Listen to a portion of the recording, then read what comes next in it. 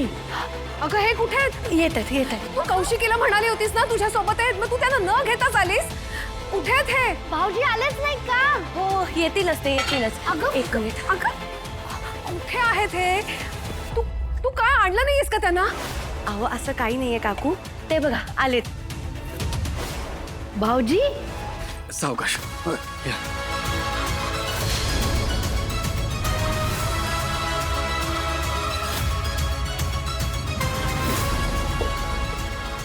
वहिनी चला. हो हळू सावकाश सावकाश. अहो काय हे, कुठे होतात तुम्ही आणि फोन का नाही केलात? हो वहिनी, अहो थोडं बसू तर दे त्यांना. किती प्रश्न विचारताय. भाऊजी बसा बसा बसा. हळू. हा सावकाश. कुठे गेला, कुठे होता तुम्ही? ठीक आहे. हळू. मी काय विचारतेय, तुम्ही कुठे गेला होतात सांगा तरी. दूध घ्या आणि मग औषधं घ्या.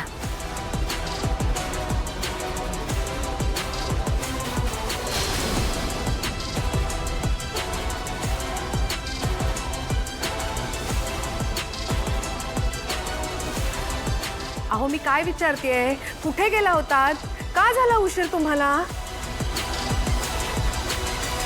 वहिनी बघताय ना, केदार कसा धरून धरून घेऊन आला भाऊजींना. एवढ्या जवळ तर कधी युवराज सुद्धा आला नव्हता भाऊजींच्या.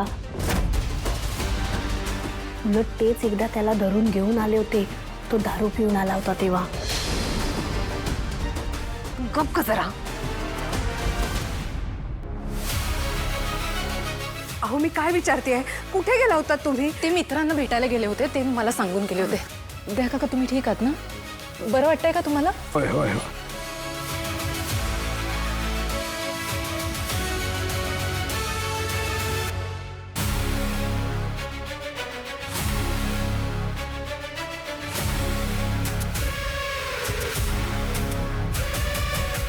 काय होता कुठे? अरे सफाई कुठे? उठा बाजूला, उठा. काय कुठे होतात तुम्ही? हा? आणि काय आमच्या घशाखाली अन्नाचा कण जात नव्हता, एवढं टेन्शन आम्हाला. किती काळजी करत होतो आम्ही. आणि मोबाईल काय हरवून टाकलात की काय लहान मुलांसारखा? की रुसून स्विच ऑफ वगैरे केलाय? अहो बोला काहीतरी, आम्ही काळजी करत होतो इथे तुमची. माझी 2-2 मुलं असताना कसली काळजी करायची? नशीब तुम्हाला दुसरा मुलगा आहे हे आठवतंय. पद्मिनी काकू, प्लीज आत्ता तो विषय नको. मी रिक्वेस्ट करते तुम्हाला. तरी माझ्या प्रश्नाचं उत्तर मला मिळालेलं नाहीये. अहो कुठे होतात तुम्ही, का झाला उशीर? त्यांना ते मित्रांना भेटायला गेले तर बरं वाटत नव्हतं त्यांना. थोडं अस्वस्थ वाटायला लागलं, म्हणून मग. वाटणारच, औषधं चुकली ना त्यांची. त्यांचा मोबाईल डिस्चार्ज झाला होता. त्यांनी त्यांच्या मित्राच्या मोबाईलवरनं फोन केला आणि आम्हाला सांगितलं. मग आम्ही त्यांना घ्यायला गेलो. यांनाच बरा फोन केलात. मोबाईल तुमचा डिस्चार्ज झाला होता ना, आमचे मोबाईल तर सुरू होते. आम्हाला फोन करायचा एक, यांना कुठे कळवत बसलात? युवराज भाऊजी बाबांशी असं बोलतात का? नाही वहिनी, मी चांगलंच बोलत होतो. माझ्या सांगण्याचा मुद्दा एवढाच होता की आम्हाला फोन केला असता तर आमच्या 4 ओळखी जास्त आहेत है ना, आम्ही पटकन काहीतरी ऍक्शन घेतली असती. हो की नाही कौशिकीताई? ते घरी आलेत आणि ते सुखरूप आहेत, हे जास्त महत्वाचं नाहीये का युवराज? द्या.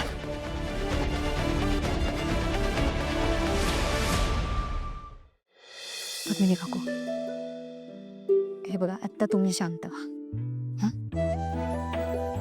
सावकाश.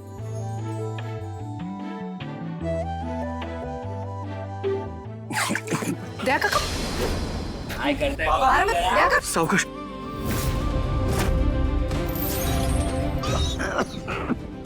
सावकाश. बरं बघा बाबा. बाबा बरं बघा, बरं वाटेल. बाबा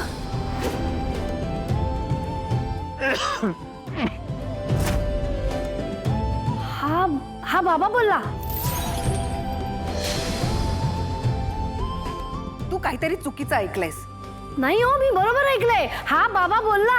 गप ग, काहीही बोलू नकोस तू. हो, बरोबर ऐकलं तुम्ही. बाबाच म्हणाला तो. हा, म्हणजे याच्या मनातला राग दूर झाला काय रे केदार? तू काहीही बोलू नकोस हा. पद्मिनी काकू, जे झालंय ते चांगलंच झालंय. बाबा या आज चला, तुम्ही आराम करा. या सावकाश. फायनली त्यांचं नातं जुळलंय. हो, मनापासून. I know. गणपती बाप्पा मोरया. देवासमोर बोट ठेवून येते. हा,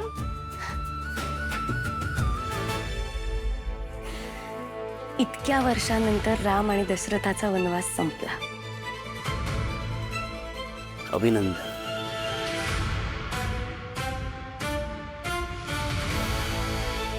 आपला वनवास सुरू झालाय आता.